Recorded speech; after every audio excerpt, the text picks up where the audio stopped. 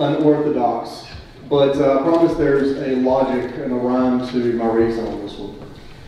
We are embarking on a very challenging budget year. We're also doing it with a basically new council. We're doing it in our first year's post-ARPA funding. We're doing it where that we have some incredible challenges as a city. And we also have incredible options and opportunities in front of us. So what I've asked everyone to come and do tonight is have a bit of a strategic retreat with us. And of course, members of the public, we're glad that you're here. This is not going to be like a normal council meeting where you get to sit and watch and you're going to hear everything, because we're going to have different breakout sessions that are discussing specific issues that council identifies in just a little while. So what's being discussed at that table at any given moment may be different than what's going on at this table. And so this is not going to be that standard format, that lecture hall style format, today's lecture hall style format that you get. But I think it's important because we have some highly, highly competent and very passionate members of council. So are we able to define what our current strategic plan is? Are we able to define what we want it to be?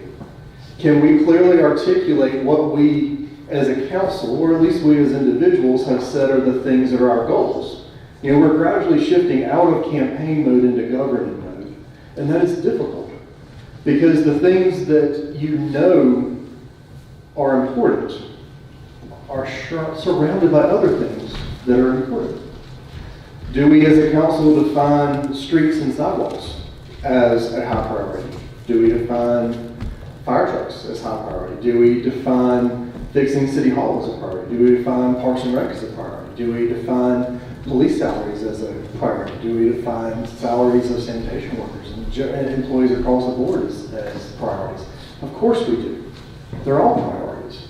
And that's what makes this hard. And that's why I asked for this session tonight.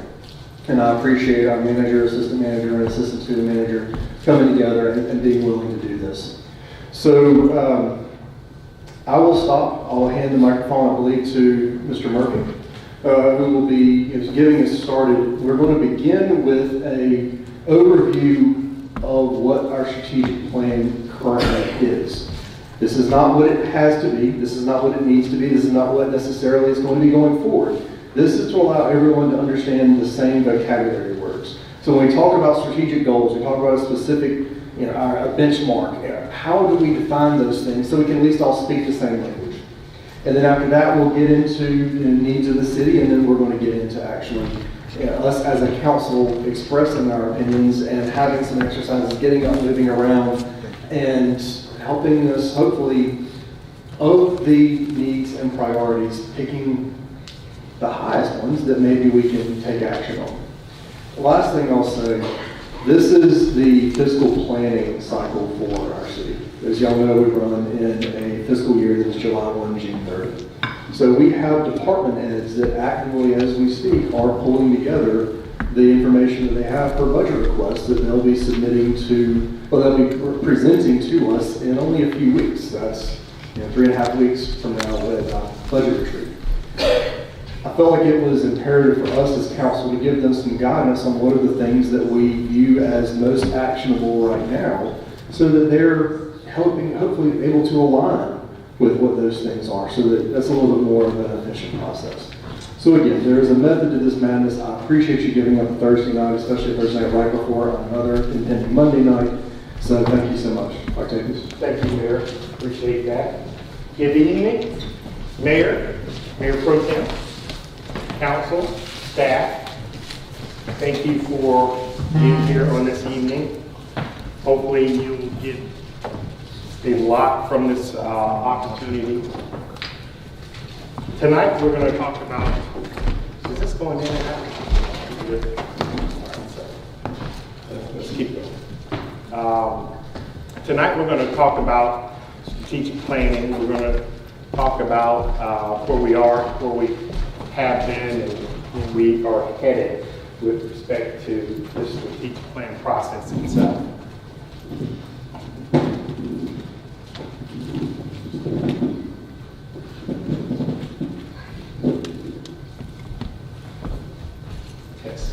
Yes. It was going out. Pull it up higher. Okay, is that better? All right, now that we have a solid sound. My name is Octavius Murphy. I'm the assistant to the city manager, and I have been working on the strategic plan initiative since the inception back in February 2017. That was during a council retreat. So I am a part of the foundation. Hopefully, I'll not only present where we started from, where we are today and where we're headed in a manner that you can appreciate, but you'll be able to take away and digest as you start your planning process. So I always start presentations with the end in mind. So these 5 questions are designed to stimulate your thought process from the very beginning. And at the end of the session, you'll see these questions being answered throughout the presentation. So the first question is, what is a strategic plan? Second question, who establishes the city's strategic plan goals? What is the difference between a strategic plan and a strategic plan dashboard? How often do you update a strategic plan goal itself? And what are the next steps to the strategic plan dashboard? Where do we go from here? You'll see that the plan itself is forever changing. You may have seen this poster throughout the city of Goldsboro. This poster is within each department. In 2019, when we launched our strategic plan in the form that it originally was developed, Grow Goldsboro was the theme. That theme came from about 250 employees during an annual meeting. They voted between 3 names and they came up with Grow Goldsboro, so that became our theme. An extraordinary diverse citizen experience is our vision. So just know that this will change, because what you can't see right here are the dates for the plan, 2019 through 2021. What year is it today?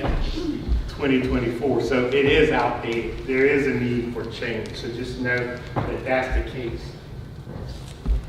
So the introduction will basically start out, we'll talk about our foundation, we'll talk about our guiding principles, we'll talk about development, implementation, and the next step. And then we'll start talking about how do we set the standard here in the city of Goldsboro with respect to our leadership, our council. So as I mentioned, this strategic plan initiative started in February of 2017. And you can see there's the council that was in place during that time. This lady here, her name is Luke O'Bowl. She's the principal at Zelo. Zelo is a firm that works with nonprofit organizations as well as local government organizations. Their focus is performance and outcomes. So how do you get better outcomes from these small, well, not small organizations, but nonprofits and government agencies? So she came in, and for 2 days, we sat down in this very room, and the staff engaged along with the council in determining what the goals would later become. So it was a lengthy process in getting started. Know that the actual plan didn't get released until 2019, and that was not even in the full form of what we have today. And I'll elaborate more on that as we continue. So our vision statement is an extraordinary diverse experience. What is a vision statement? It's a It's word art. It's something that you strive for as an organization. With an extraordinary experience, that's the encounter that each employee delivers each time he or she provides service to our residents, our citizens and our residents. Another part of our guiding principle is our mission statement. The city provides services, promotes equality, protects the well-being of all residents and citizens to enhance our quality of life every day. Now, this changed in 2020 under the city manager's leadership, because it used to read, to protect the well-being of all residents for a better tomorrow. The city manager thought it'd be better to incorporate all of us, because residents and citizens to enhance our quality of life every day. That includes the staff, the employees, not just the residents. And it's right now, it's immediate. So it's important when you think about our mission itself. That's our purpose for operating. Values. I talk a lot about values through our new employee orientation, because at the end of the day, our values are something that you should already have when you come to work at the city of Goldsboro. Professional, being a professional. Having integrity. Lying, stealing, and cheating is not acceptable. Zero tolerance to that. Being customer focused. Every encounter, you should be extremely focused on meeting that service need. Now, will we be totally focused every day, every time? No. The nature of what we do is such that we fall short of expectations on occasion. But the beauty of it here in the city of Goldsboro, tomorrow brings forth another day. And we get the opportunity to showcase and do better on that next day. So it's just, this is our practice. This is how we build the foundation with our new, during our new orientation, our new employee orientation. So the fundamental, or the foundation for our strategic plan are the goals. Goal number one is, which came from that same 2017 retreat, Model for Excellence in Goldsboro. Why am I showing you this language? Because this was language that was discussed during the 2017 retreat. It's important for you to understand the thought process that goes into goal setting. Why you need a goal? What's the purpose of a goal? Should the goal be aligned with responsibilities? Should the goal align with metrics? Should the goal align with performance? So when you think about a model for excellence in government, you think about being transparent, having quality, providing quality services, workforce longevity, accessibility and feasibility stability. With each goal during that retreat, there was an objective and an initiative.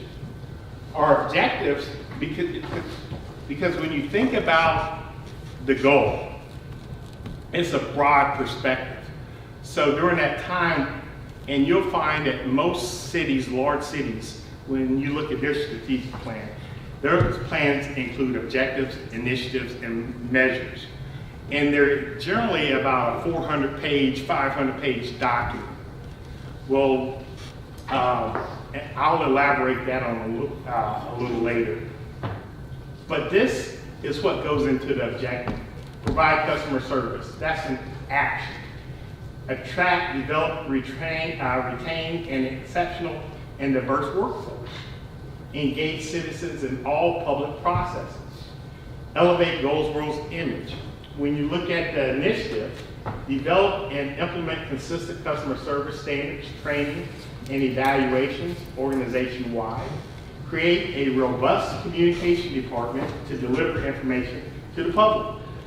Examine opportunities to grow Goldsboro, which is the core principle, to be integrated into policy and practice.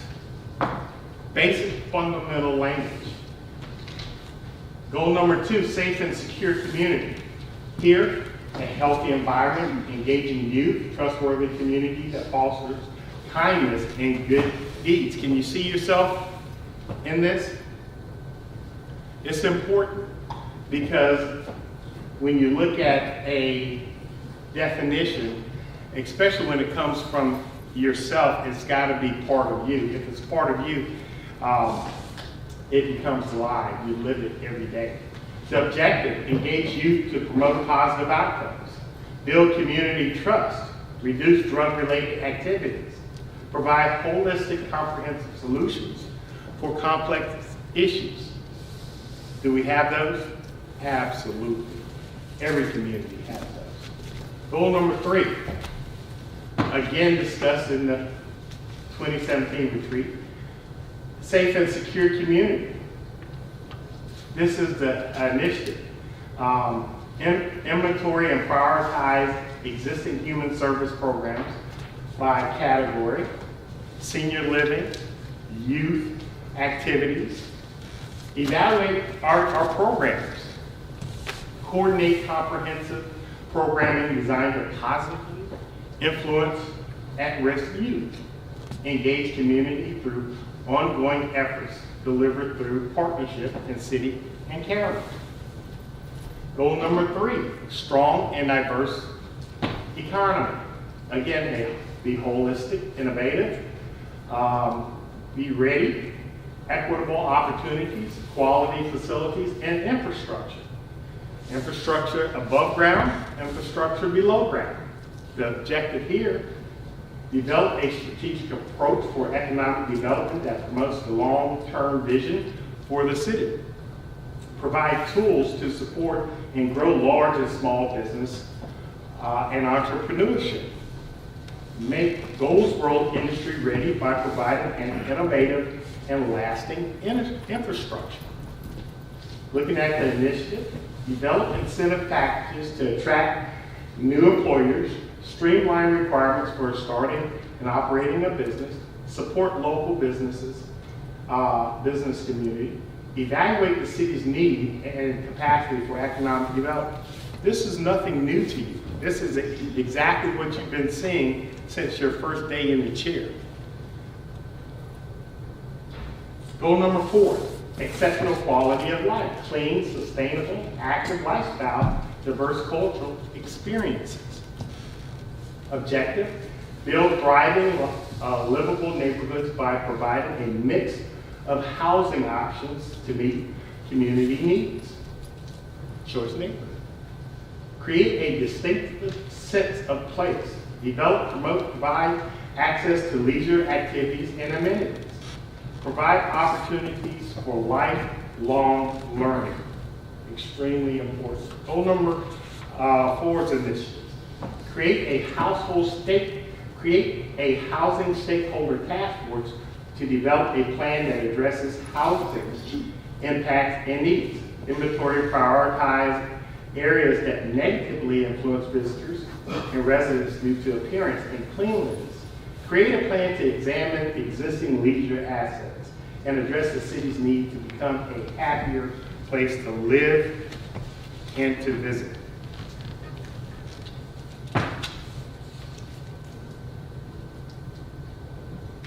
Racial and cultural harmony, multicultural education, inclusive, environmental, social equities, engagement. Objective here is to promote an unbiased social environment for cultural awareness and sensitivity. Advocate for diverse membership on boards and commissions. Engage the community in diversity and cultural activities and differences. It's a must. The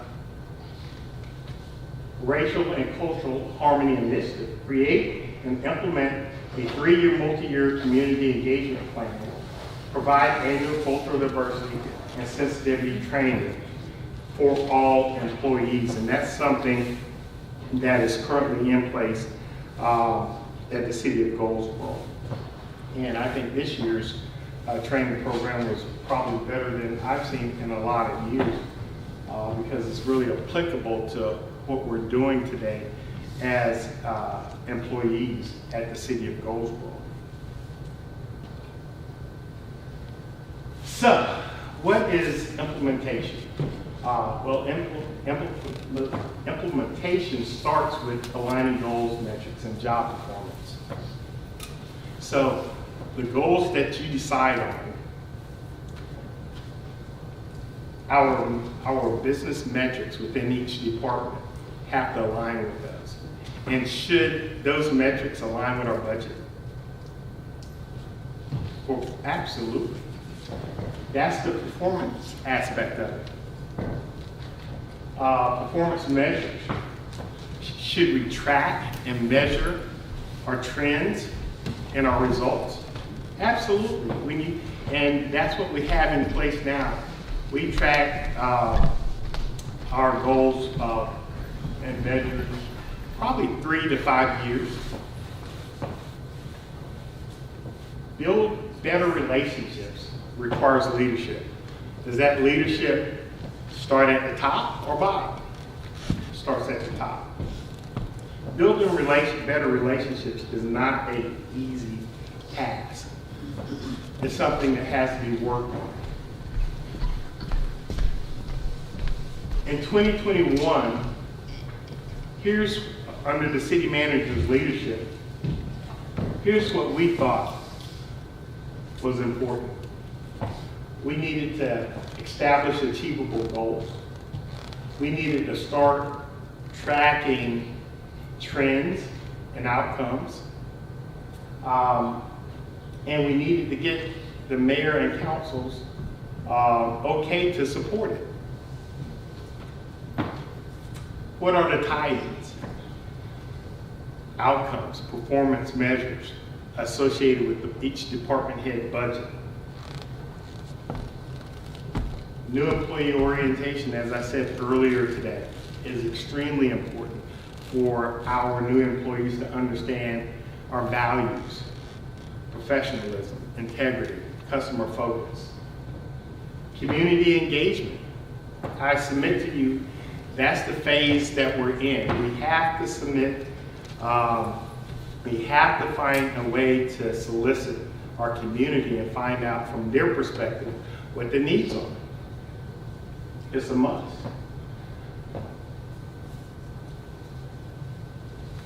So in 2017, again, your thought process. I'm thinking about your thought process when it comes to measurements. A measure needs to be quantifiable. It needs to be fact-based. It needs to be understandable. It needs to be something that an employee can get within a 10-second time frame.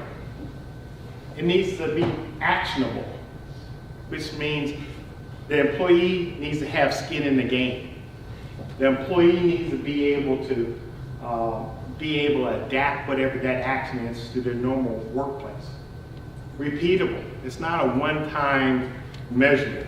It's something that needs to be repeated month after month, year after year. And you need to track and measure those outcomes. Timing. At the worst case, it's something that you should track annually. But if you're actively engaged as a department head, it's something you need to have on your desk on a daily, weekly, monthly basis.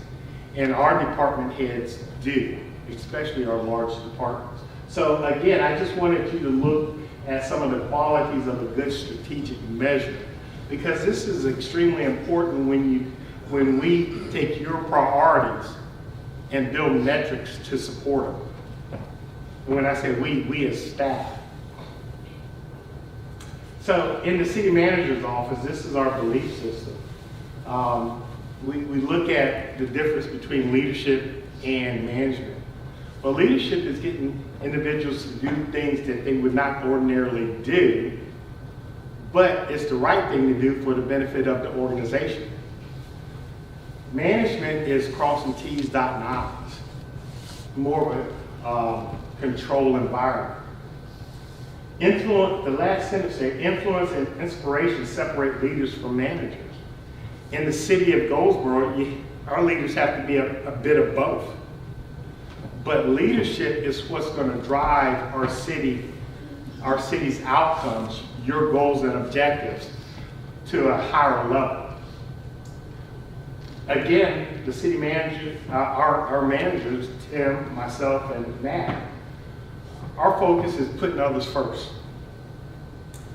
Hire individuals that you can trust, create a vision, we work on plans daily, inspect what you expect, and be respectful to others.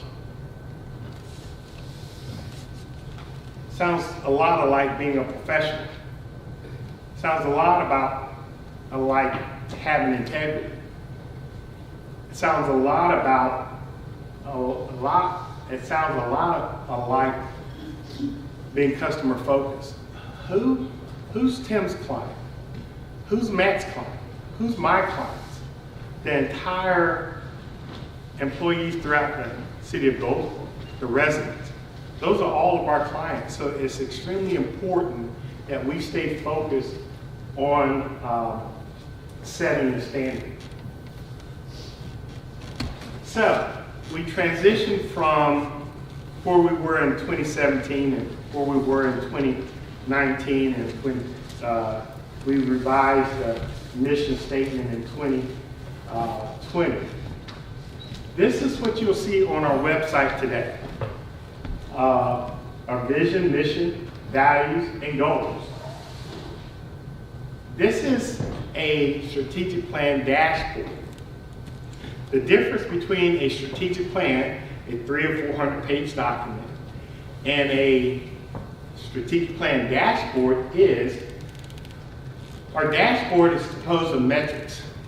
Metrics designed with staff's help to support each director. In order to be consistent, we built a template. The template clearly defines the metric definition, the target definition, organizational effect, target data, and the significance. So when you look at each metric on our website, and we didn't have time tonight, so we're not going to dive into our metrics on our website. The community has access to our strategic plan. Just go to our website and go to government, and you'll see strategic plan, and someday you'll see our CIP. Because this is important. I talked about transparency. So you'll see what our metrics are. You'll see if we're performing or not. In some cases, we are not performing. Here's an example from our public utilities director. We're measuring water quality. How important is it to be 100% compliant with water quality? It's extremely important, it's vital. And we are performing in this area. But you'll see a clearly defined definition, a clearly defined target. The target is 100%, close to target is greater than 99.5. Anything less needs improvement. 99.5. That's a very small margin of error. But the idea is to be absolutely perfect. If we're not, guess what? From a compliance standpoint, all the water and all the public utilities police will be made aware that our quality is not where it should be. So we're tracking this for the benefit of not only the city of Goldsboro, but the state of North Carolina. It's a must. So we go back to where we started the session. What is a strategic plan? It's the process by which city leaders use to prioritize incentives. It's our roadmap. The big picture is a big picture document directing efforts and resources toward a clearly defined mission and vision. Who establishes the city plan goals? They're established by the council. What is the difference between a strategic plan and a strategic plan dashboard? The strategic plan is the roadmap. The strategic plan dashboard is the business tool used to track and measure outcomes. How often do you update the city's strategic plan goals as determined by the council? What are the next steps for the city's strategic plan dashboard? Review and prioritize metrics. We're at that point. Remember I told you on that big poster, we had years 2019 through 2021. Well, I submit to you that I say all that to say that we're in a good place. From a business standpoint, from a strategic planning standpoint, we're in a great place. When we were having this discussion in 2017, we hadn't even gotten started. So you will have a foundation to build from. You don't have to be resident experts because you have a strategic plan dashboard in place. I'm going to pass this information out.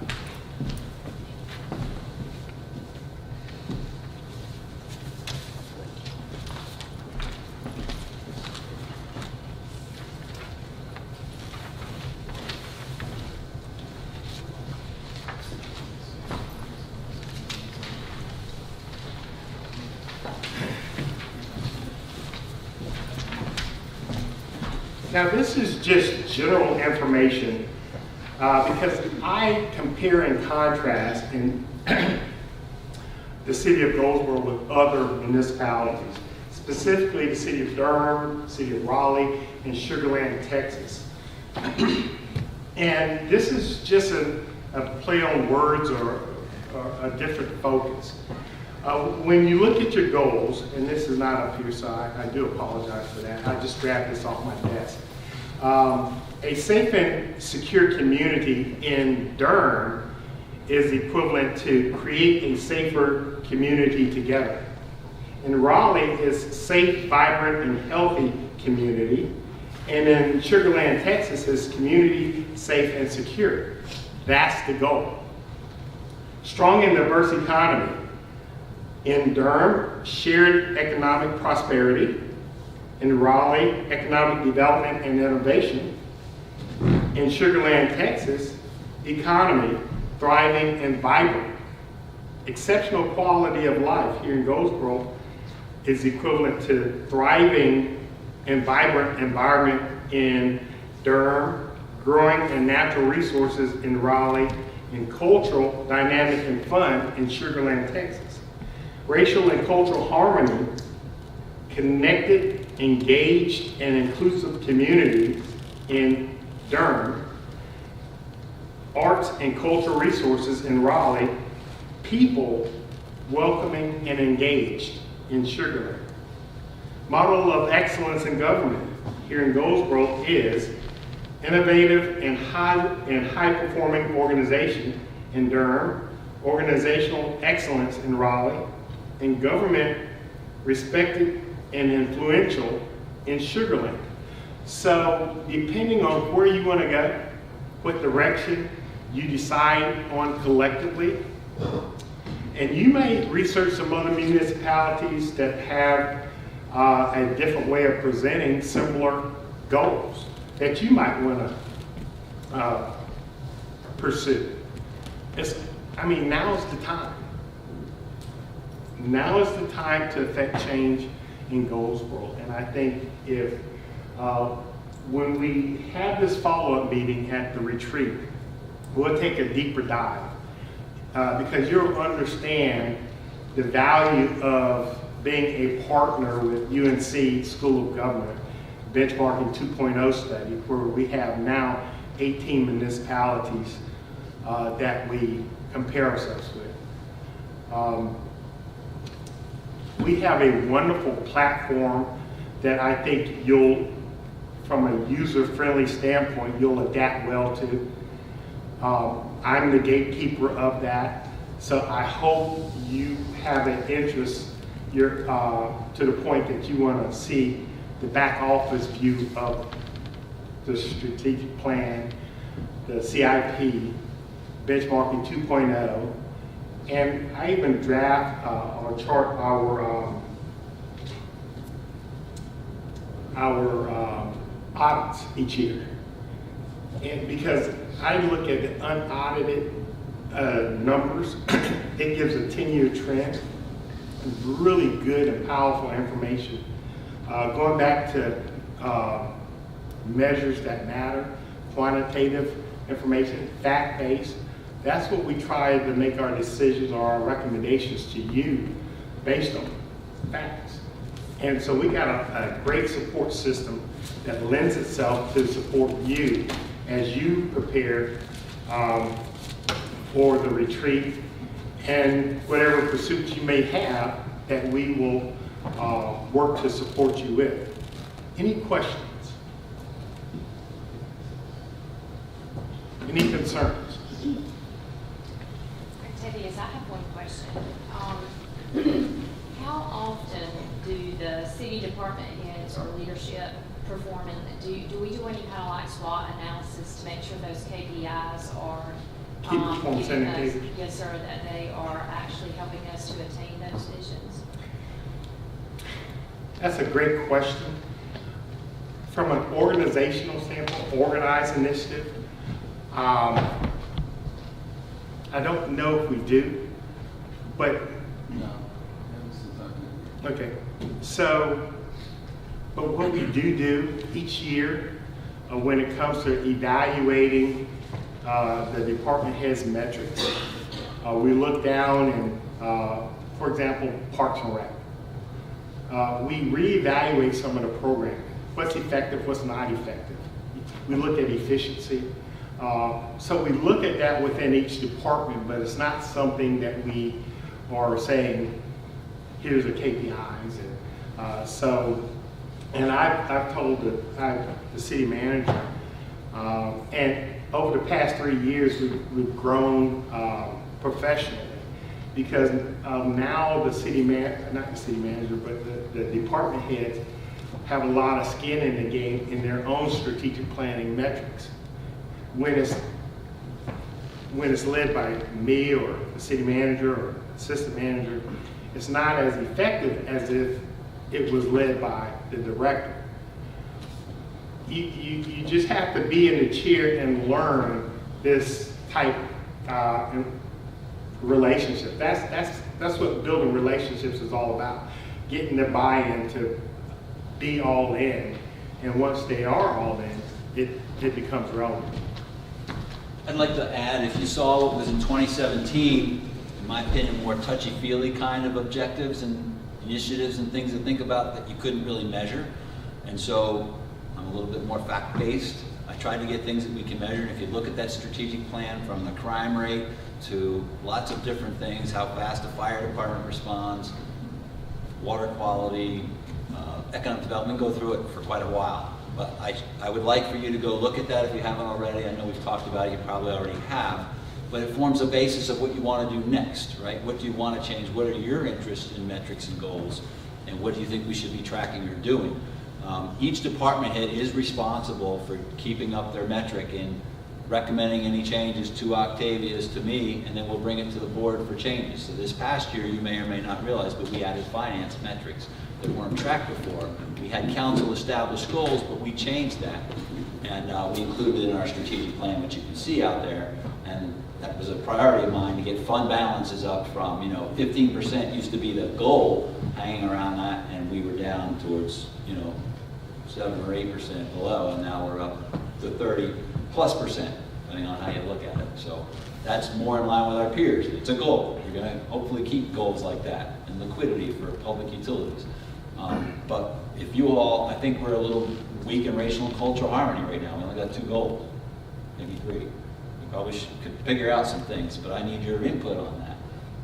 One of the things I wanted to track with the Paramount Theater is, you know, what's the cost benefit of what we do there? How does that bring racial and cultural harmony to us? What are we paying versus what we get back? And Adam will tell you we're one of the most efficient theaters in North Carolina for what we get back from what we pay. Now, that still means we lose some money, but compared to everybody else, we're doing better. And Adam has set up some great programming. What does that look like in the future? There's diversity aspects of that. And so those are the kind of things we're asking you to think about tonight. And Matt will have a good portion of your time to try to get you to think about that. Any questions for me on, does that answer your question?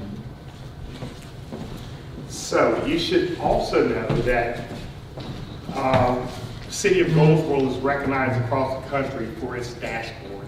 ClearPoint Performance Management Software, who's our foundation, they promote our dashboard. And when cities like Charlotte or Dallas sees it, it's a simplified version, but it's got teeth in it.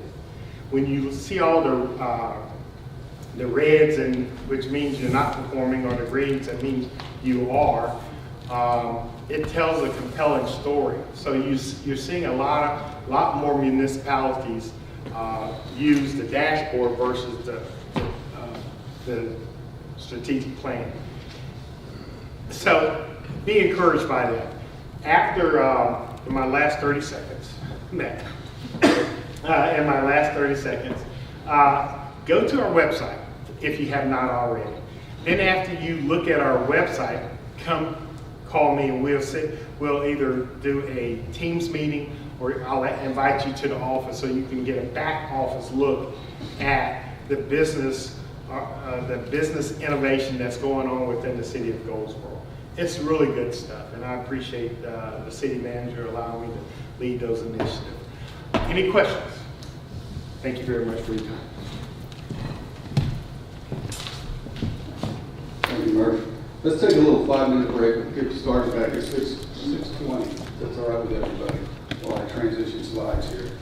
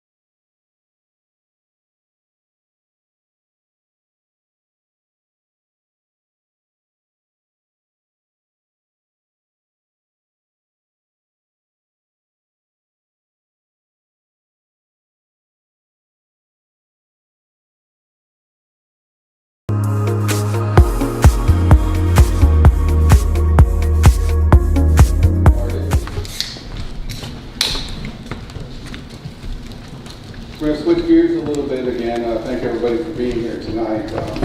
We all know we have a new council, and that means it's a new beginning for many of us, and it's a new team. And so the first part of what I'm going to talk about tonight is group dynamics and what it takes to be a successful group. So I'd ask you guys to kind of share some information, if anybody wanted to, on what they think about what a successful group is, and I'm going to give you a model of one type of group and sort of way of thinking about group dynamics. So thinking back on your past experiences, all of you have been in groups and boards probably in the past. Can someone want to give an example of what they feel like is a good group model or successful experience being in a group?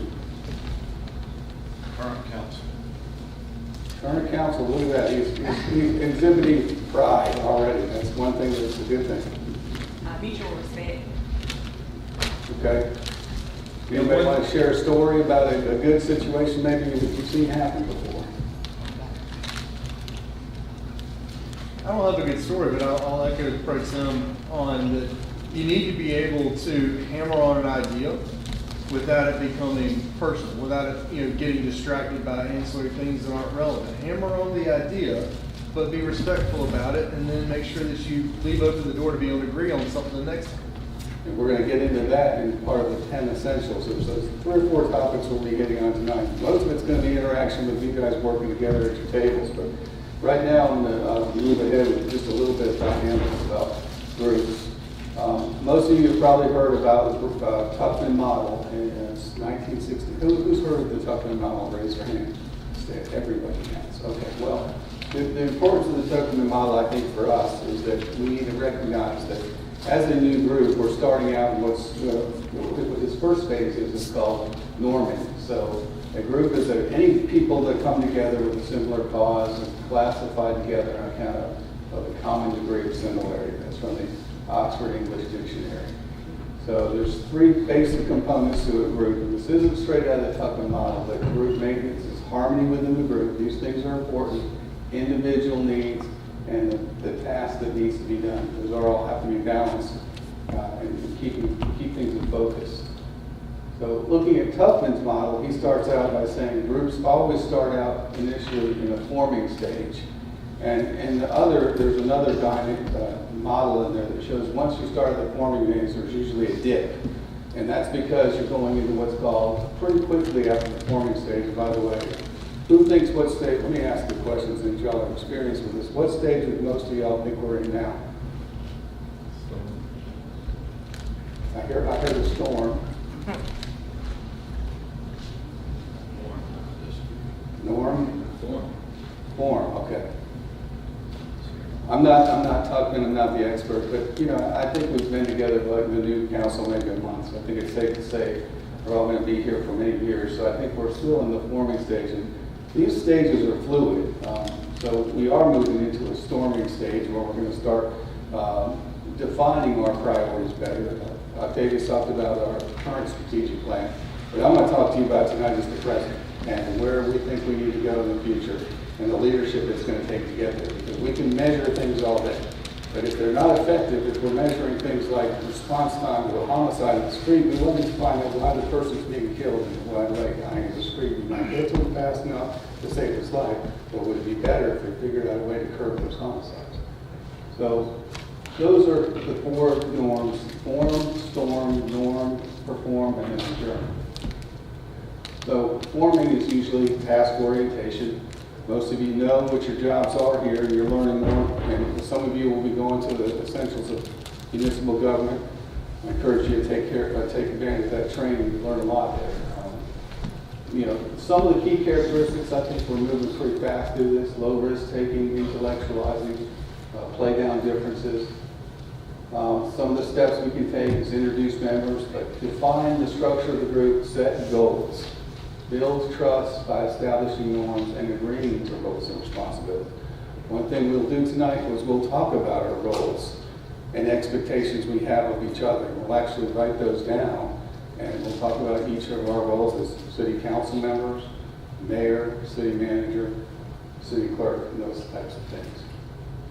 Storming. This is sometimes some groups, and I've been around the block a little bit, where city councils are always in this because they can't agree and they don't respect each other and they're always fighting and they focus on their differences and don't look to find some common ground to move objectives forward. I take it back, Matt. That's not where I think we are.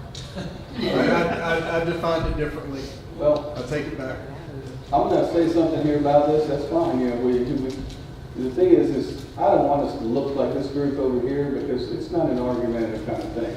We can have civil discourse, right, amongst ourselves and agree to disagree, knowing that, you know, with these difficult policy issues, we're not gonna agree on everything. The key is finding the best solution that works for everybody and most people. That's a Pareto optimality thing, I won't really get into that, but the greatest amount of good for the greatest number of people. Can we talk about that for a second? Absolutely, sir. Mayor, what was your idea of storming? Where everyone is quickly trying to establish themselves and their priorities. Good things, but that one, the connotation on that side was much more of a negative, more self-centered sort of thing. Whereas where I believe that we are, having had a good conversation with every member of council, is every member of council is jockeying for a position to ensure that the things that they view as important and as necessary for the city are going to get a full discussion. And I think that's healthy, and I don't think that is what I saw. I would agree. I would have thought storming is, taking on the issues you cared about. Right. Starting to address those things. Yeah, somehow. storming the court more so than. But obviously, if you go to the negative side, you're never going to get there Right. very well. So, and there's different people that may be in different states of mode, but basically you want the whole group to be moving along at the same speed. You don't want to leave folks behind. But norming is an area where we kind of, things get to the point where we've set our goals and objectives, we know what our tasks are, it sort of settles down a little bit. And then we're moving more, hopefully, towards the performing stage, which is where here you have successful dynamics amongst board members and moving the ball, so to speak, down the field. And there's flexibility, trust, candor. They value differences and respect the full, look into the full exploration of ideas as staff. And our goal should always be to provide resources, continue to educate, and step in when needed to keep the group together. So, and then at some point in time, groups all adjourn. Now, I guess in summarizing this presentation, the reason why I felt it was important because I think we need to be thinking about the living dynamics of the group, the city council that we're in. And we have to understand that as we move forward, we're going to sometimes maybe take a step back. But our goal should be to get to that high performing level, which I'm going to talk about some of the 10 habits of highly effective boards. But we got to remember that every time someone enters the group, it's a member leaves, in effect, it's another new group dynamic. And the development cycle starts all over again. And we got to think about the needs of individuals within the group. Things like checking out, checking in, eliciting feedback, addressing concerns, situational or personal causes. So it's all a matter of balance. Again, the individual needs, it has to be done into the group maintenance, harmony within the group. I can't state how important it is from a fundamental perspective, how well a group works at the city council as to whether or not they get things done or not. It's that fundamental. Any questions? Okay. So well, that's just a good segue, I hope, into our next presentation. We'll just move over here.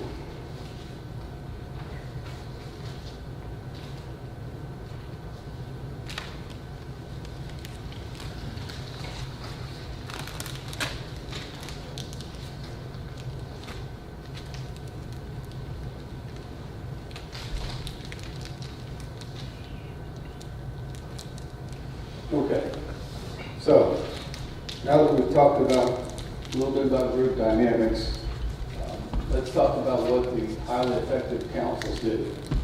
You might have got that article, I don't know if you had a chance to read it, but this came out of an article by Charles New. It's from the ICMA, International City County Management, from their professional training literature. So these are things that some cities and some councils have actually taken as points of action. And so we are going to actually take these and we're going to figure out how we can apply them on a day-to-day basis. So the number one is for councils to think and act strategically. I'm just going to speak a little bit from experience here because I don't like reading off a script, but I am obviously going to follow this though, but because some of this stuff I kind of wrote myself. City councils and their administrative bodies must accept responsibility for shaping the future. The future vision of their communities while meeting the challenges that must be addressed through decisive leadership. Shared vision and common goals and objectives. So that thread about the shared vision and common goals and objectives is something you're seeing all the way from, you know, the forming and the Tuckman model to where we are. Strategic leadership is always forward-looking.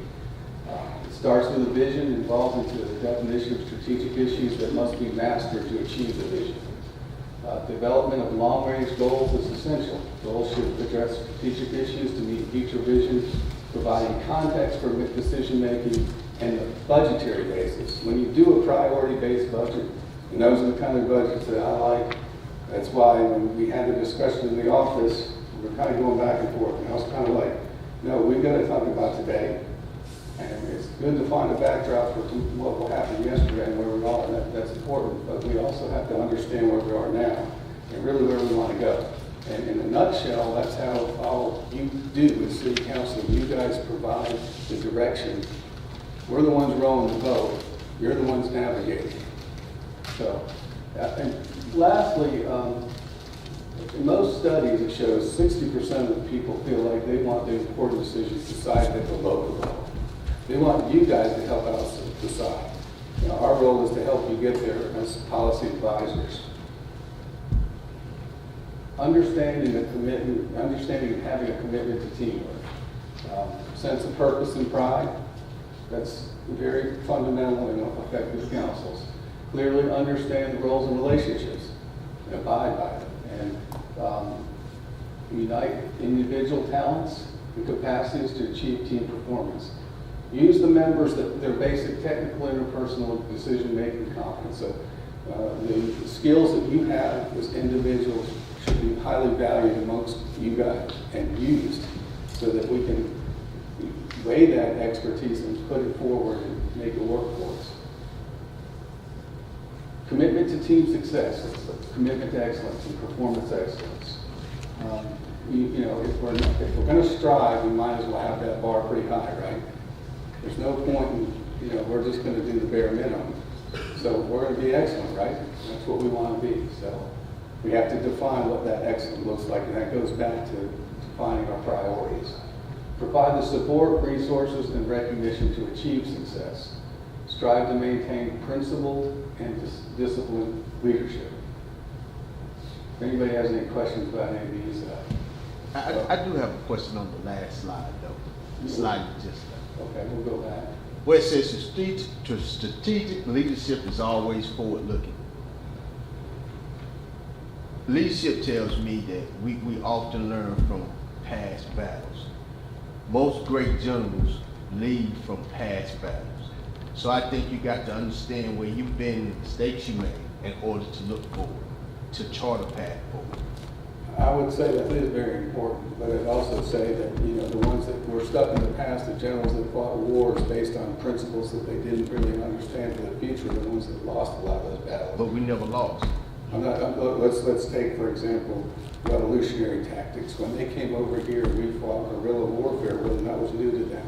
They stuck to their their standard tactics, and we were smaller numbers, outwitted them. And I agree with that. So we learned from that loss and got better, right? So I just disagree with always looking forward. I think you must understand the past in order to chart a path forward. I struggled with that one a little bit too. That was one I kind of tried to get my head around. And then developing the long-range goal. So what happens to the short and the intermediate goals? Well, you know, long-range goals are essential, but, you know, you can't just have just long-range goals. But you have to be able to frame those out. And you're going to have short-range and medium-range goals too. So I don't think it precludes not having those other two.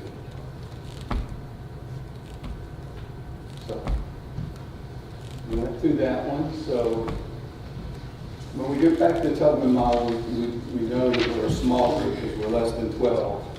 So one of the things that is important as small groups, as a city council, is these 3 different overarching skill sets. Interpersonal skills, which I'm sure all of y'all are excellent at, task skills, and rational skills. I'm not going to go over every one of those because you can see it, but I think they're pretty spot on, you know, just basic listening and understanding, constructively confronting, resolving differences. As far as tasks, you know, I think we all know that, you know, the city council, you're not going to be able to get it, understand every issue completely. So there's going to have to be a certain level that you're going to have to accept, that you're going to have to understand, okay, as a policymaker, I have to lean on the judgment of others to help me. And so that's part of that. And then rational skills, ability to deal with issues and problems rationally. And those are those listed in that. So establish and abide by a council staff partnership. So in the council manager form of government, you've heard this before, and you'll probably hear it in the essentials of municipal government. A lot of people will say that the manager has the day-to-day responsibilities of operating the town. He or she's job is to hire and fire and do those kind of things. The city council's role is to enact policy. Well, those lines aren't always clear cut. So the importance of knowing that it's okay that, you know, to understand the recommendations from the city staff or other experts on policy is something that you should look for. And at the same time, it's okay for the city manager to ask the city council to be on a hiring committee to look at jobs like the police chief of police. So I say this to only say that, hey, you need to have established roles and established lines. But in today's world, they're not as clear-cut, you know, as they were once. They were thought of once. They're a little different. But it's important that we know each other's boundaries and we abide by those. And then systematic evaluation, policy implementation. A lot of councils kind of forget about this. Okay, we put something in place.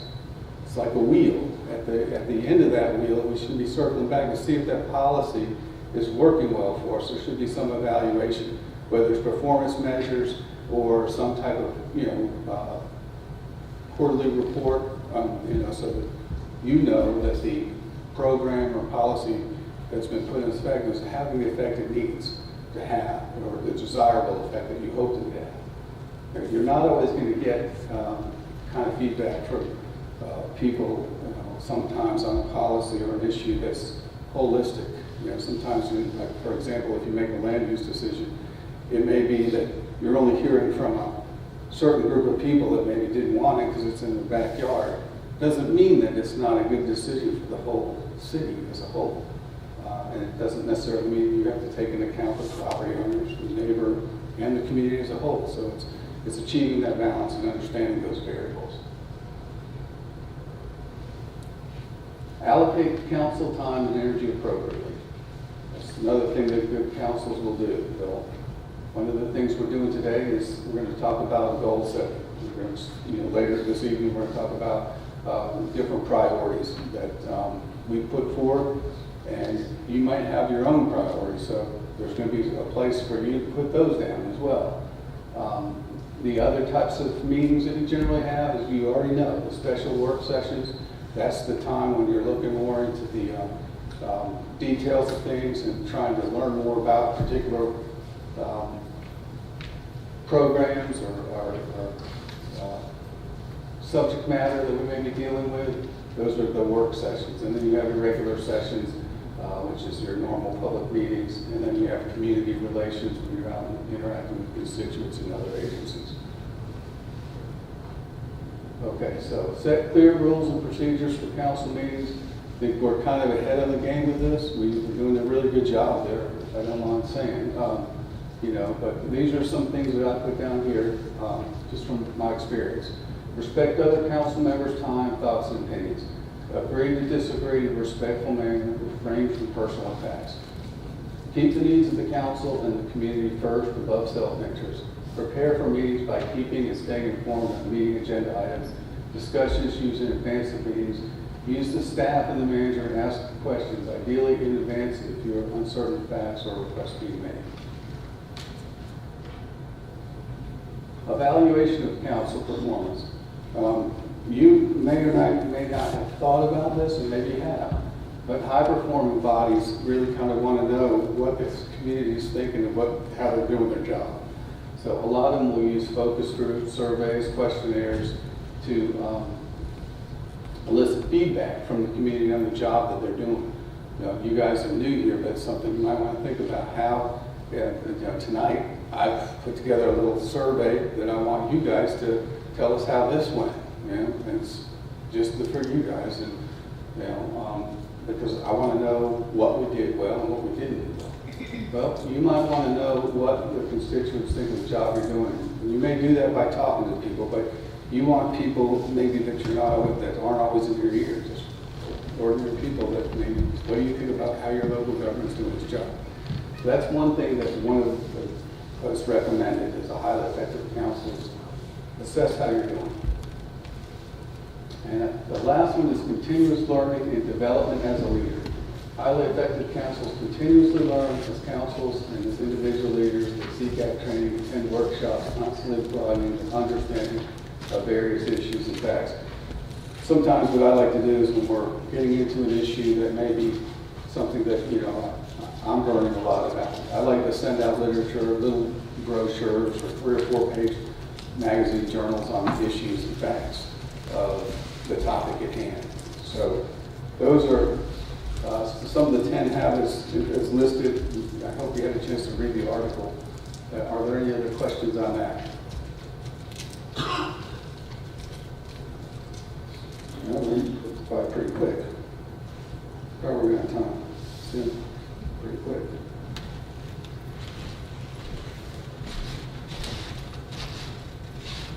So the next section we're going to go into is the roles and expectations. This is going to be ones where you guys are going to be working at your table. So we'll take a little 5-minute break and get that set up and start going from there.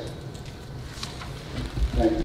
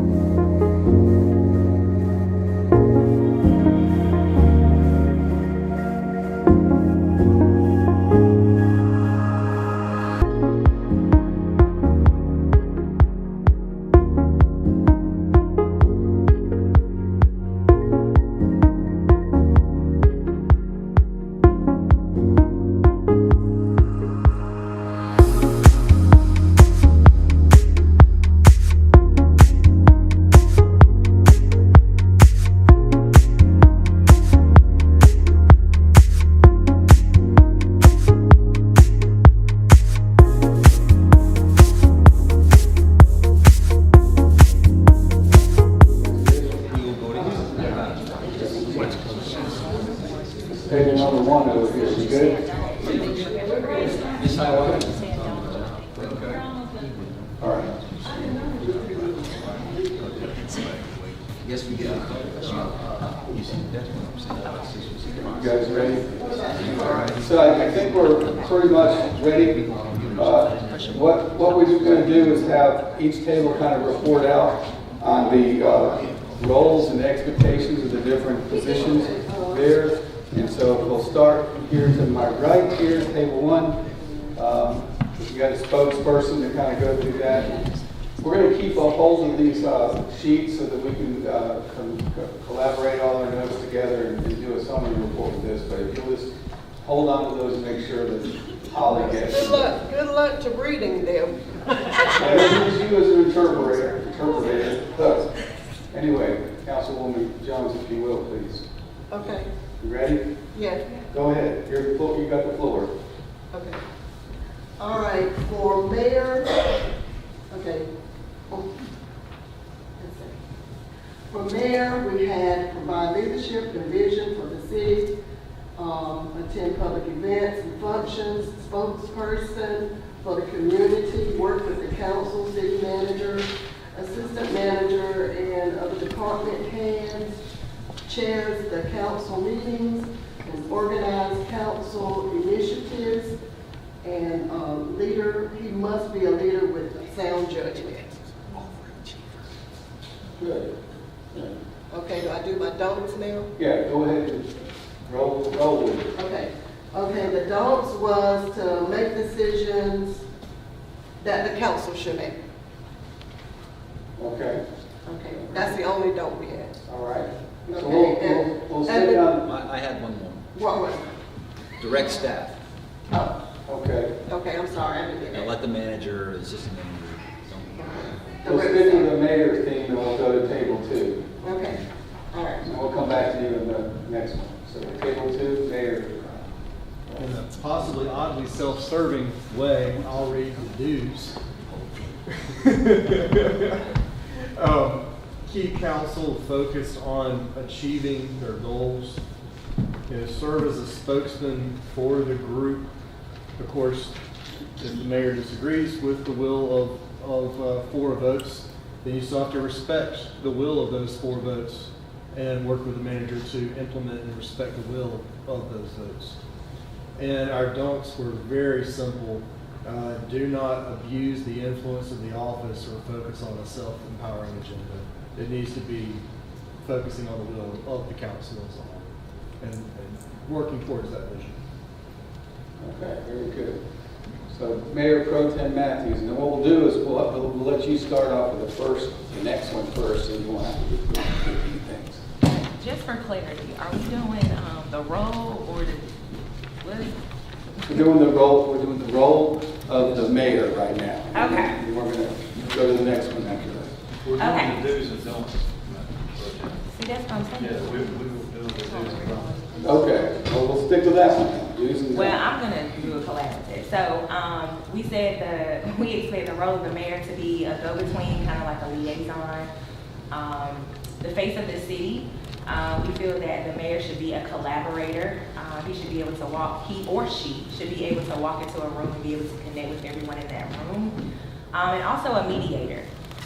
We felt like that, if there's a situation happen amongst council members, that the mayor should take a very neutral, unbiased perspective to try to get those parties to come to some type of agreement. Some do's for the mayor: communicate effectively from the top to the bottom, left to right, side to side, all the things.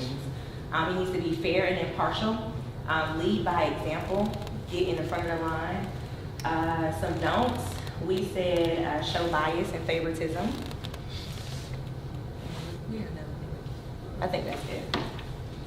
Okay, any more on the role of the mayor? I guess we skipped that role, so we didn't report out on the role of the mayor. Table one, did you go to the role? Okay, you guys want to talk about the role of the mayor? I was just gonna say, he should make sure there's chocolate behind the counter going all the way across for all things. Okay, that's a Yeah, good one. meeting You did put chocolate out Meeting there. Monday. Yeah, I'm picking up on this. Meeting Monday. Okay, Dark. Let's go to table 3 over here. The next one is the council, moving down the sheet there. The role of the council, do's and don'ts, and expectations, the whole 9 yards. Councilman White said he can't read my writing. How do you see the role of the council? We said a decision-making body. They set direction. They are the standard bearers. And a council member, we kind of did it, the council and then an individual council member. So one of the things we said was, as a council member, we need to ensure the quality of life for all citizens. Our do's and don'ts for the council were echoed with the mayor. We think we should have all of those. Also ask questions. A council should be decisive, have meeting preparedness, and be open-minded. Some don'ts: do favors. Don't be vindictive, no personal attacks, and business before emotions. Or emotions before business, that's a don't. Table 2.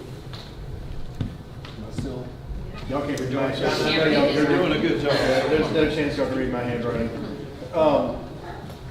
For council, focus on your constituents' needs and their agenda. Help promote efficiency in government, liaise with the community, be that voice, some consistent threads here for sure. And change policy to meet expectations. Don't just complain about them, you control the votes there. And then on the don'ts, don't camp in break rooms. Allow the manager and the directors to do their job. Don't use your influence to sway enforcement actions. Don't try to get in the middle of something that's not your role. And again, common theme, don't micromanage. Okay. Good. Table 3. Okay, table 3 rules. Let me see.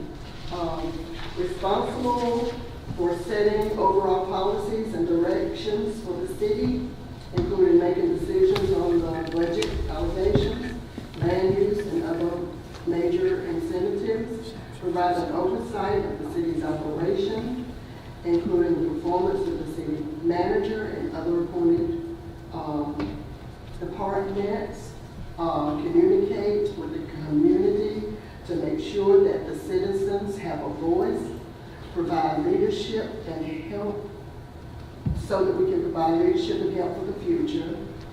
And that was it. Okay.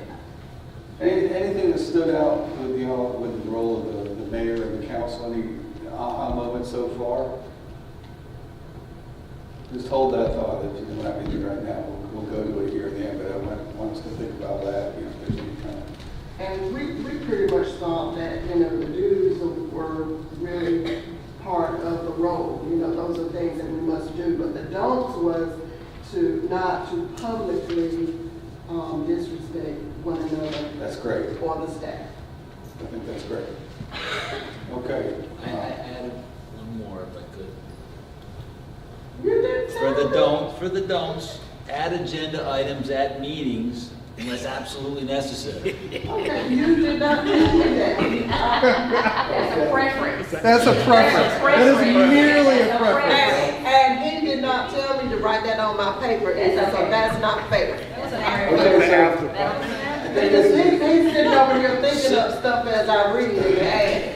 That's I what have a he's question. doing. Yes, Is ma'am. this You're what not we gonna talk- make me look bad like I didn't write it. Councilwoman Weeks has a question. Stop it. I have a question. Are we in the middle of a storm? Are we storming right now? This is Are we positive storming. To the But we're No, gonna this is norm, this is really getting along. We're getting along. I agree. part of storming. But I've been there, don't be adding stuff, like I didn't write down what you said. I think What the manager meant to Don't say do is that. don't add anything to the agenda, add something to the agenda at the last minute without 4 votes.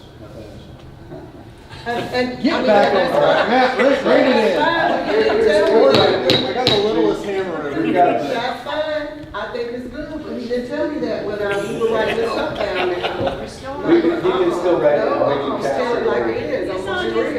There goes the respect. So now, the beauty of this is we get to segue into the city manager. And since we started over there, I want to go over here with you guys to talk about the role of the city manager, what the expectations you have, Okay, the you do's and got don'ts. something that you want to add? All right.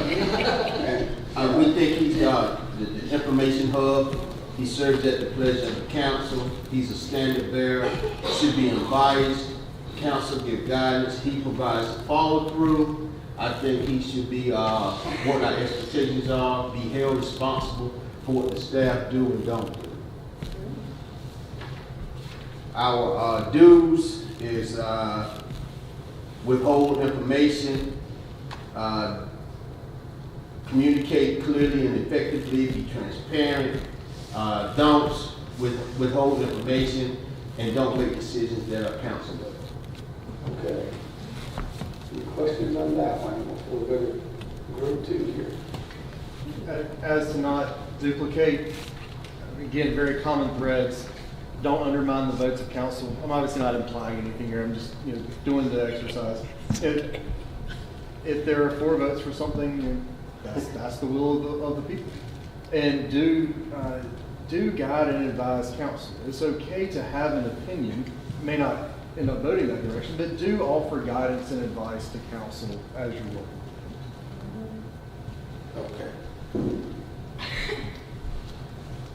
Table 3. Okay. Administration, managing the day-to-day operations of the city, implementing policies that's set by the city council and overseeing city departments. We may have delegated some, but city departments and staff manages the city budget, encouraging fiscal responsibilities and provide transparency of the physical reporting, financial reporting to the city council, and serving as a liaison to us as stakeholders. And our don'ts, those are the do's as well, but our don'ts is don't act without the authority, and support one count, and do not support one council member over another. Okay, wonderful. All right, we can go to the assistant city manager. That won't take long. So, without doing anything. Okay, well, we found out that you do supervise half of the department, but you are to be a support to the city manager. Okay. All right. Assistant city manager, table 2. The dues, again, a lot of commonalities. Assistant city manager with overseeing various departments of the city as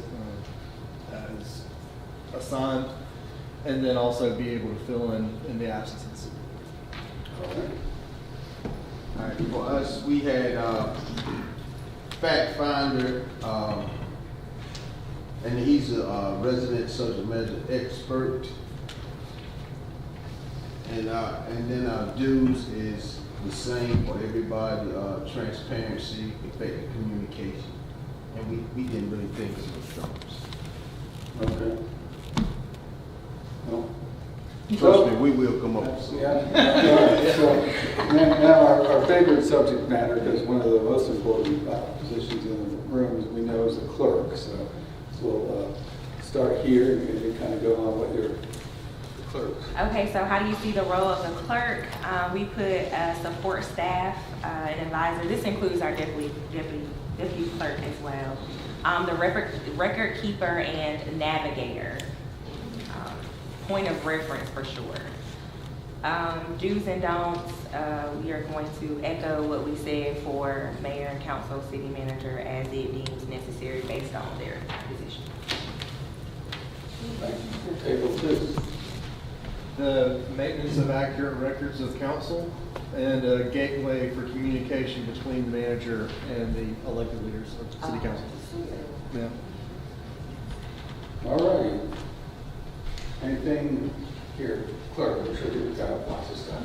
Okay, I know. So I would say the clerk is the go-to on much of, on all things, sort of like a gatekeeper in the office. Someone who has knowledge to assist the city manager, council, mayor, et cetera, and make sure the office is running smoothly and also maintain the records. Okay.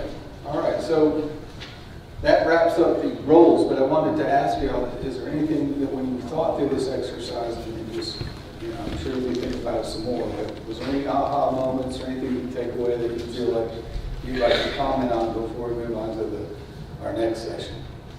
Or just kind of, I would add that I think it's very helpful to level expectations on all these positions and who's doing what, who, and why, and what they're supposed to do. So it's good teamwork to figure that out and all agree upon it. And council actually has a written set of code of ethics, so I think above all, we need to govern ourselves based on our code of ethics that we have, to include the mayor. Yeah, sure. So the reason why I wanted to do this exercise is because, I've been a manager, and it was always helpful and very insightful for me as a manager here. But my bosses, my city council, town council, expected of me. And what, you as elected leaders expect from each other. So we'll put this together, and I think my mic's going out, but we'll put it together and then, we'll share with everybody once it's all compiled. So our next session we're going to go into is I'm going to ask you to kind of work together and kind of come up with each table with a vision for the future. And we're going to move from that into what our goals and priorities, based on the priorities that you've been given, but also some that maybe you have in your head that you'd like to put over here on these other two pieces of sticky pads. And then we're going to actually vote on those. So you'll be given some sticky dots, and you'll vote on those priorities that you feel like are the top priorities. But what I want you to do is be able to go through that worksheet. There's 15 of them listed there, and circle. It says there circle medium, low, or high priority. Then put a number, 3, 4, 5, what have you. Does anybody have any questions about that? If there is I don't know that this will happen, I'm just forecasting. If there is a major issue that is not on these 15, obviously we're not confined to believe that one of these is our top priority. If somebody has a priority they would like to add to this, how should they do that? You put it over there on those paper right over there. So that's why I got 2 of them there, because I know this council has a lot of priorities. We have 2 extra sheets of paper to start addressing things. Those were ones that, look, I don't want anybody to take offense with it. These are ones that I came up with just off the top of my head. So don't, think they're set in stone by any way. It's just, we just know they're issues that we've been dealing with here in the city for a while. And, I'm sure this is an idea or a time when you say, well, I've heard this out there on the campaign trail. I really feel like we need to drill down more on this, and I want to write that up there. So it's not meant to be all inclusive. Matt, I think you've done a great job with this, and particularly from just coming back from the essentials course, since I've already done that, there's a lot of similarity between the information that they want us to have versus what you see as important. It's the same theme, so I would say we're definitely on the right track. Well, I hope we are. So thank you for that.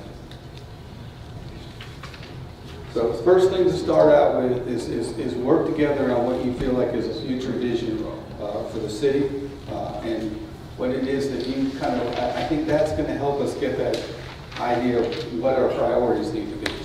So if we could kind of look at that sheet and go through it. So Matt, vision as a table and then individual? Vision as a table and then individual, yes. Yes. Do we want to take a little bit of a 5-minute break? No break. No, our point was. So I think we're doing good. Okay.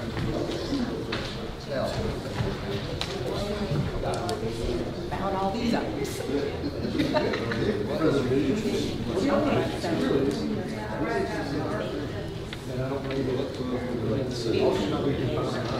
Yeah.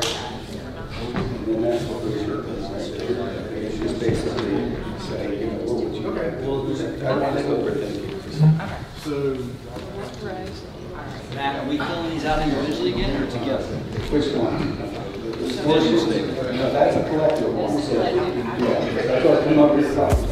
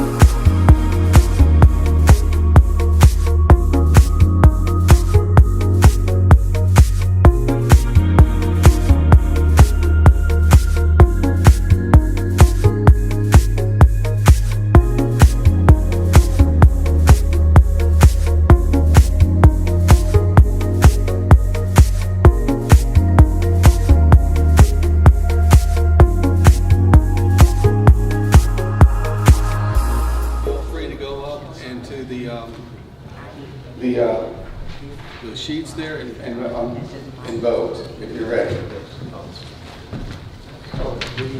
And one other thing, if there's a priority that's not listed up at 15, write down those other two sheets.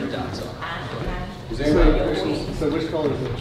So the red is your top three, get 9 votes. The green is your low, and the yellow is your medium priority. If you don't have any low priorities, you think they're all high priorities, you just don't blow any green stickers. But it's going to give us an idea. Yep. Yep. No, green is low. Medium is, yeah. Red is high, medium is medium, yellow is medium, green is low.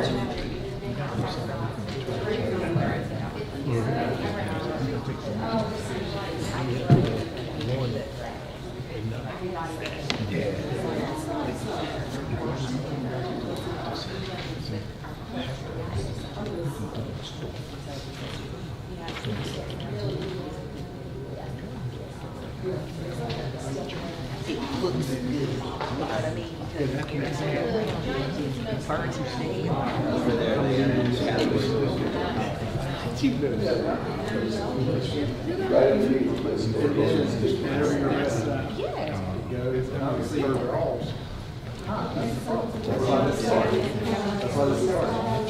But you get 3 lists. Somebody will get you covered as the others. You'll see.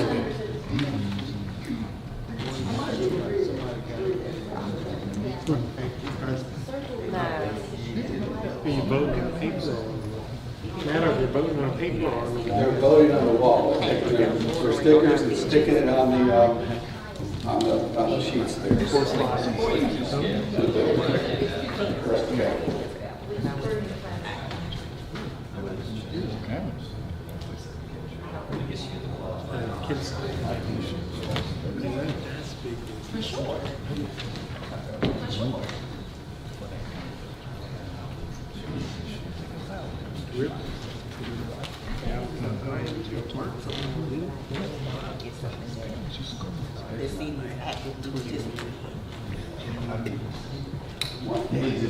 Now, is it a priority? How important is it?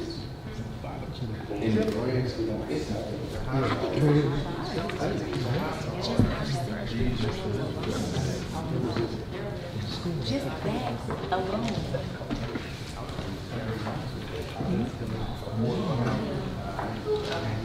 So, okay.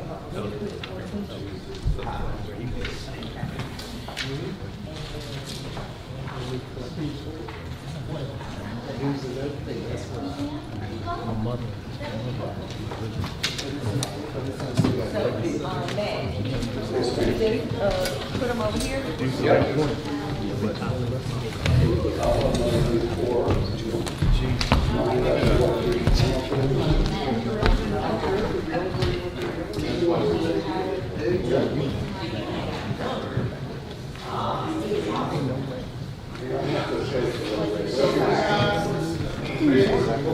Yes, sir.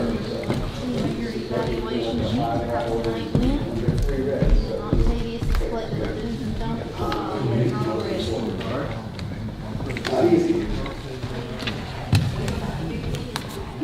I know. Back, you just talked about the vision, I didn't know.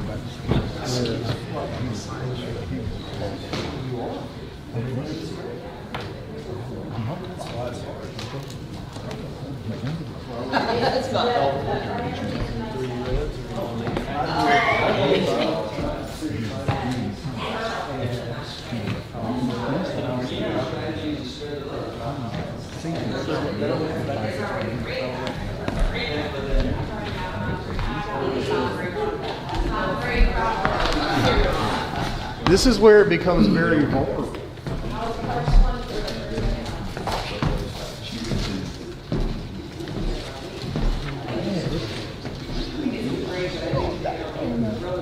Yeah, the road down, right?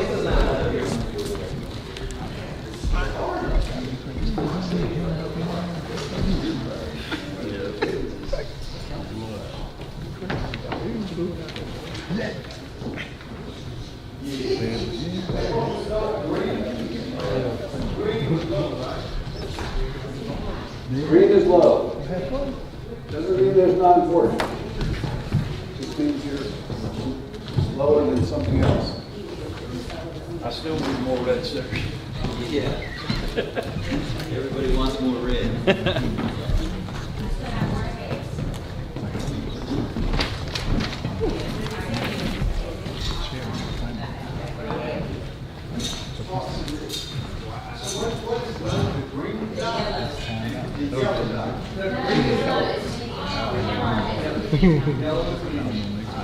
But, since it wasn't already still a priority, it's just lower than it was. Hey, can I have another yellow dot?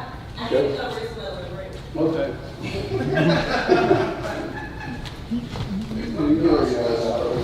If anybody don't know, green, probably gonna need me. I had to cover up my other dot.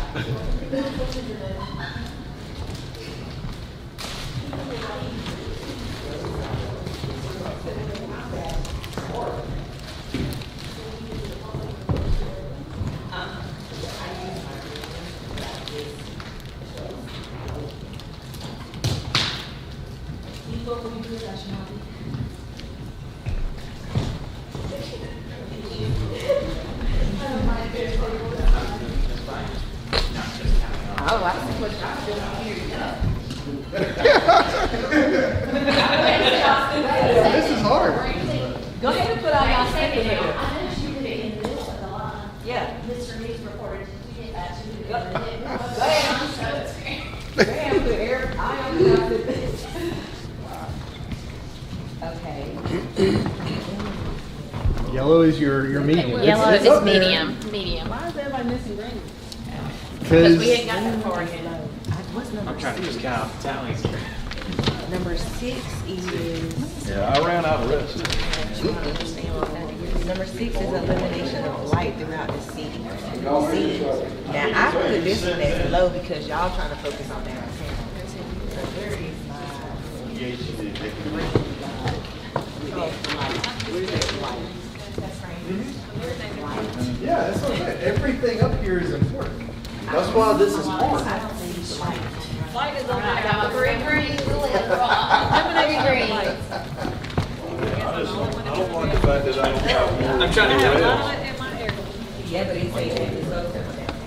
I just don't like the fact that I don't have more red, but I feel short. It's abandoned home.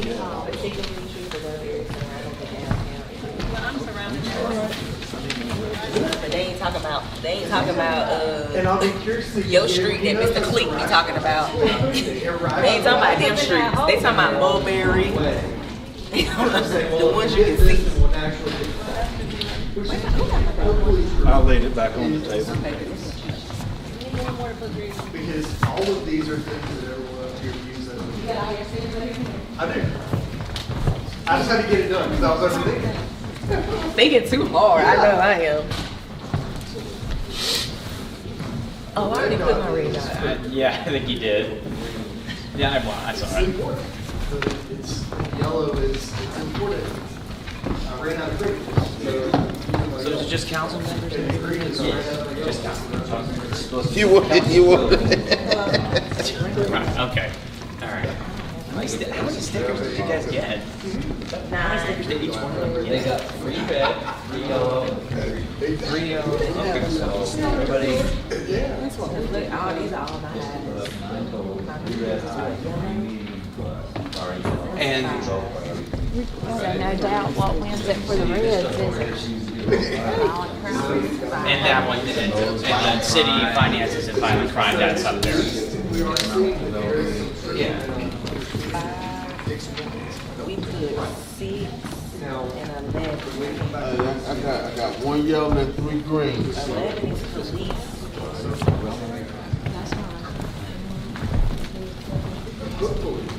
will be a couple of those that. Okay, don't forget, if you have any burning priorities, if you don't see us there, we've got some others over there. So I don't want you to feel like, you know.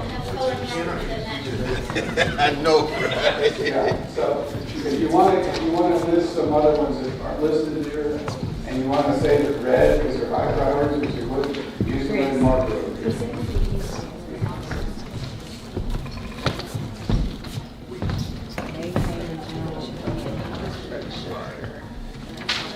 WS. Oh, yeah, so we just handwrite? On the other. I don't forgot what I put on. I don't forgot what I put my stickers on. Yeah. Whereas the wastewater. We all put, Right, you know what I'm we saying? all put,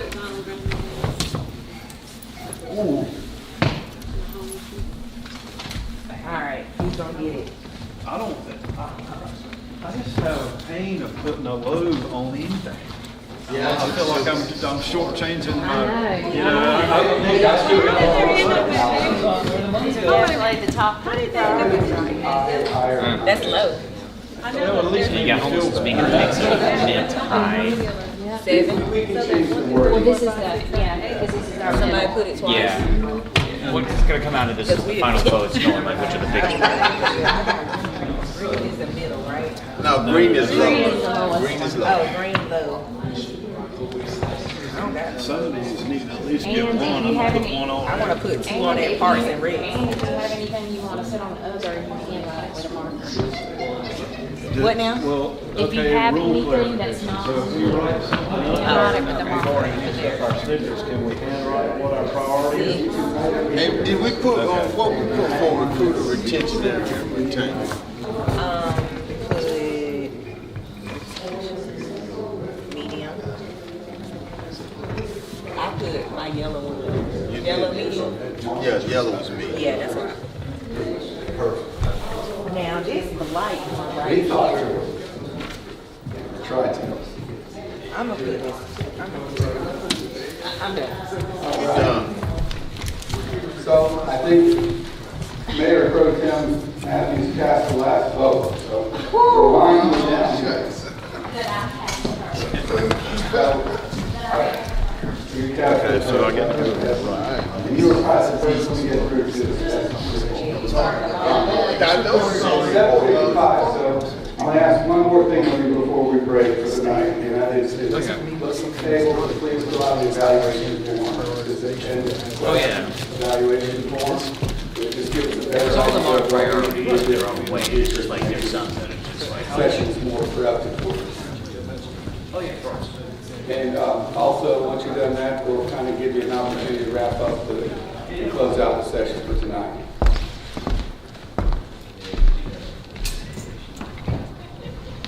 Okay. And Mayor, would you like to?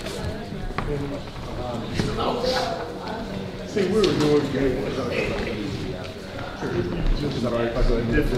think that would be best, I don't know.